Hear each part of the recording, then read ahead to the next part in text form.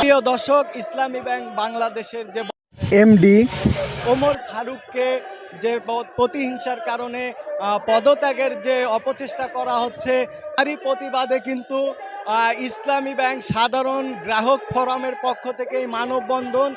আপনারা ইতিমধ্যেই দেখেছেন যে ওমর ফারুক সাহেব কিন্তু আসার পরে সাধারণ যারা গ্রাহক আছে তারা কিন্তু তাকে প্রবেশ করতে দেয় নাই, কারণ তাদের অভিযোগ হচ্ছে উনি প্রবেশ করলেই তাকে দিয়ে অইচ্ছা কারণে তাকে পদত্যাগ করতে বাধ্য করবে। এই কারণেই কিন্তু আপনারা দেখতেছেন সাধারণ জনগণ কিন্তু সাধারণ যে গ্রাহক তাকে কিন্তু প্রবেশ করতে দেয় না। ইতিমধ্যেই সে এখান থেকে ব্যাক করছে।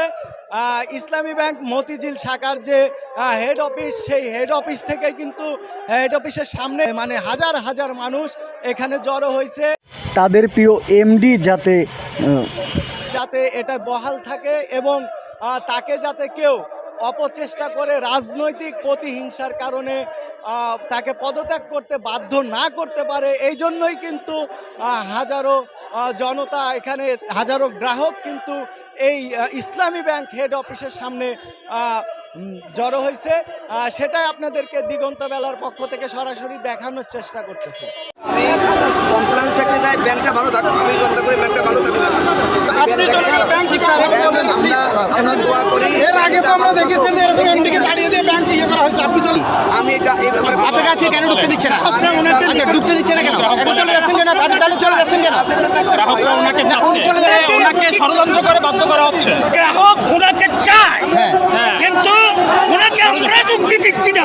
কারণ কি? কারণ হচ্ছে এইখানে তাকে জোর করে পদত্যাগ করাতে চাচ্ছে ম্যানেজমেন্ট। কথাটা ক্লিয়ার রাখেন। ঠিক আছে, এবার আপনার বলেন।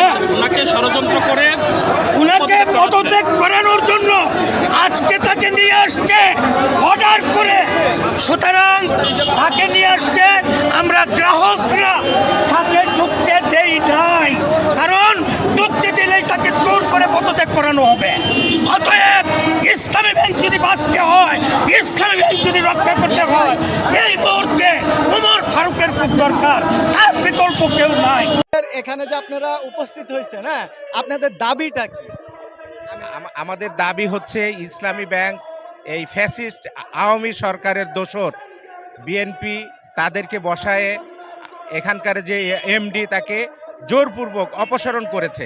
আমাদের দাবি তাকে অপসারণ করা যাবে না, এবং যে চেয়ারম্যানকে এখানে দেয়া হয়েছে সে হচ্ছে এস আলমের দোসর ফ্যাসিস্ট হাসিনার পেতাত্তা।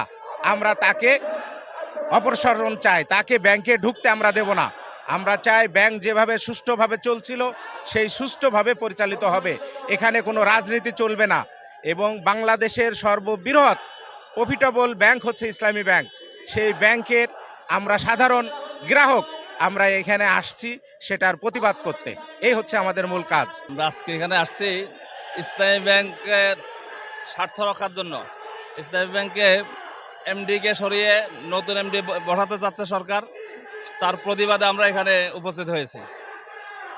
আপনারা কি পুরাতন চেয়ারম্যান না এমডি যে আছে ওনাকেই চাচ্ছেন? আমরা পুরাতন যারা আছে তাদেরকে চাচ্ছি। আমরা এখানে আসছি তো মূলত বাংলাদেশ ইসলামী ব্যাংকে আগে যে যারা ছিল পুরাতন চেয়ারম্যান সাহেব উনিই থাকবে, কিন্তু এটা ইসলাম গ্রুপ চাচ্ছে যে এখানে ইসলাম গ্রুপের লোকজন সবাই এটা নিয়ন্ত্রণ করতে চাচ্ছে। আমরা ইসলামী ব্যাংকের এই গ্রাহক, আমরা চাই না এই ইসলামের গ্রুপের এই লোকেরা এসে বাংলাদেশ ইসলামী ব্যাংকটা ধ্বংস করুক। আমরা এটা চাই না। আমরা দেশের জনগণ সবার দাবি প্রত্যাশা ইসলামের গ্রুপের সকল প্রতিষ্ঠান বন্ধ করা হোক। সাধারণ খেটে খাওয়া সকল মানুষের প্রিয় ব্যাংক সুদ ভিত্তিক অর্থ ব্যবস্থা থেকে মানুষকে সুদ থেকে বাঁচানোর জন্য ইসলামী শরিয়ার আলোকে ইসলামী অর্থ ব্যবস্থা প্রতিষ্ঠার জন্য যেই ব্যাংকটি প্রতিষ্ঠা হয়েছে,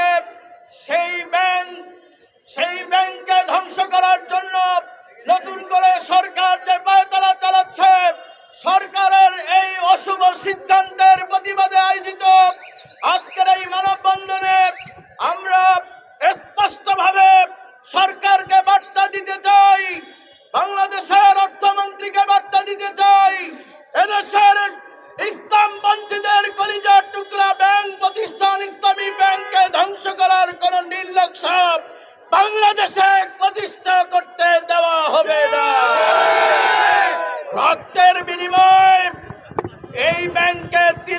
আমরা গড়ে তুলেছি। এদেশের সাধারণ মানুষ, ইসলামপন্থী মানুষ তিলে তিলে এই ব্যাংকে গড়ে তুলেছে। এস আলমের মতো অন্য কোন প্রতিষ্ঠান যদি ইসলামী ব্যাংকে শেষ করার জন্য, এদেশের মানুষের আমানত নষ্ট করার জন্য, এই ব্যাংকে দেউলিয়া করার জন্য কোন ধরনের কোন চক্রান্ত আমরা বরদাস্ত করতে দেব না। ইসলামী ব্যাংক শুধু ব্যাংক নয়, এটি বাংলাদেশের অর্থনীতির মেরুদণ্ড। ইসলামী ব্যাংককে ধ্বংস করার অর্থ হলো বাংলাদেশকে অর্থনৈতিকভাবে পঙ্গু করে দেওয়া। সুতরাং ব্যাংকের চেয়ারম্যানকে বলছি, আপনি অনতিবিলম্বে এমডির ব্যাপারে, মাননীয় এমডি মহোদয়ের ব্যাপারে যেই অন্যায্য, অনৈতিক, বেআইনি সিদ্ধান্ত দেওয়া হয়েছে, অবিলম্বে সেই সিদ্ধান্ত প্রত্যাহার করে মাননীয় এমডি মহোদয়কে তার স্বপদে থাকার ব্যাপারে উপযুক্ত ব্যবস্থা গ্রহণ করবেন। যদি তা না হয়, স্পষ্টভাবে বলছি, মাননীয় চেয়ারম্যান আপনি পদত্যাগ করতে বাধ্য হবেন। ইসলামী ব্যাংকের গ্রাহকরা বসে থাকবে না। সম্মানিত সাংবাদিক বন্ধুগণ, ইসলামী ব্যাংক এটা শুধু ব্যাংক নয়, বরং এদেশের গণমানুষের আমানতের আস্থার প্রতীক। আমানত সংরক্ষণের ব্যাপারে ইসলামী ব্যাংক যেই সেবা দিয়েছে, যেই মান দিয়েছে, সেটি অন্য কোনো ব্যাংকে দিতে পারেনি। সুতরাং ইসলামী ব্যাংকের স্বকীয়তা, স্বতন্ত্র এবং ইসলামী ব্যাংকের অস্তিত্ব রক্ষার ব্যাপারে সরকারকে ইতিবাচক পদক্ষেপ গ্রহণ করার আহ্বান জানিয়ে